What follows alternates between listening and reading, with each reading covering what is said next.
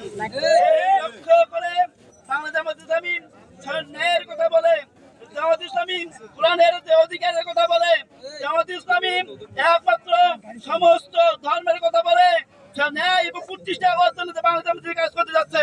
সেই লক্ষ্যে আগামী এই 19 তারিখে লালমনিরহাট কালেক্টর ময়দানে যিনি আমাদের আমিরে জামাত বাসাও তিস্তা, সেই তিস্তা ইস্যু এবং লালমনিরহাটের সকল সমস্যার সমাধানের জন্য সেই দাবিতে আগামী 19 তারিখ আমাদের আমিরে জামাত ডাক্তার শফিকুর রহমান আগমন করতেছে। আমরা সকলে দলে দলে সেখানে যাবো, সেখানে আমাদের দাবির কথা বলবো, সেই কথাগুলি উপদেষ্টাদের জানাবে, সেখান থেকে আমাদের দাবি দাবা আমাদের পূরণ করতে হবে।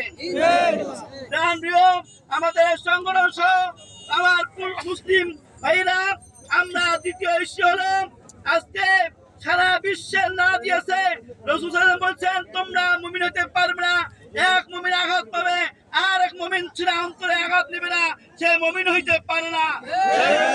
সেই লক্ষ্যে আগামী এই লন্ডনে থেকে শুরু করে এই হামলা চলছে।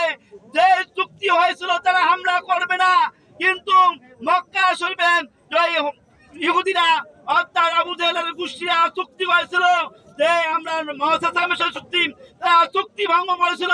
এই রাসূল সাল্লাল্লাহু আলাইহি ওয়াসাল্লাম সেই মক্কা বিজয় করেছিলেন তিনি যুদ্ধ করে। আজকে ইহুদিরা মুসলমানের সঙ্গে, ওই গাজা ভাইদের সঙ্গে, ফিলিস্তিন ভাইদের সঙ্গে চুক্তি করেছিল, কিন্তু চুক্তি ভঙ্গ করে 23শে রমজান থেকে তারা হামলা করতে করতে ফিলিস্তিন ভাইদের বাড়ি ঘর সন্তানদের এতিম 40,000 শিশুকে তারা এতিম বাড়ি দিয়েছেন।